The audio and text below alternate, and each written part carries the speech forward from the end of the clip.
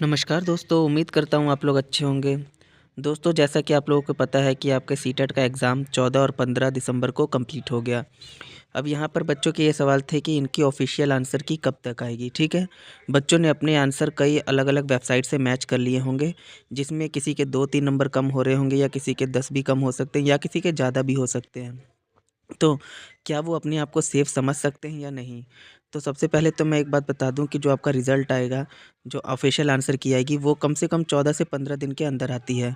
तो आप ये मान के चल सकते हैं कि यदि आपका एग्ज़ाम 15 और 14 तारीख को हुआ है, तो आपकी ऑफ़िशियल आंसर की जब आ सकती है, वो जनवरी 1 से लेकर 7 के बीच में कभी भी आ सकती है, ठीक है?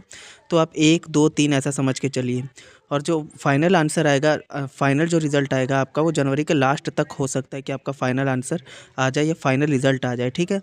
तो जिन्होंने भी मैच किया है अपना आंसर, ठीक है? और उनके कम पड़ रहे हैं नंबर, तो वो घबराएँ ना बिल्कुल भी, क्योंकि वो बिल्कुल ऑफ़िशियल नहीं है। जब तक कि आपकी ऑफ़िशियल आंसर की नहीं आती, तब तक आप मैच करके पूरा निश्चिंत नहीं हो जाते। तो अलग-अलग वेबसाइट से आप देखकर अपने नंबर को अंदाज़ा ज़रूर लगा सकते हैं, लेकिन उससे आपका नंबर 4-5 नंबर ज़्यादा या कम भी हो सकता है। तो उसको बिल्कुल भी ऑफ़िशियल मत मानें, ठीक है? क्योंकि बिल्कुल एक्यूरेट आंसर किसी का नहीं होता, क्योंकि सीटेट की जो होता है एग्ज़ाम, उसमें सीबीएसई बुक को देखा जाता है कि उसमें क्या मेंशन किया गया है। हाँ, यहाँ पे अब नॉर्मलाइज़ेशन है या नहीं, इस पे भी सवाल आता है, तो इसमें कोई नॉर्मलाइज़ेशन नहीं होता।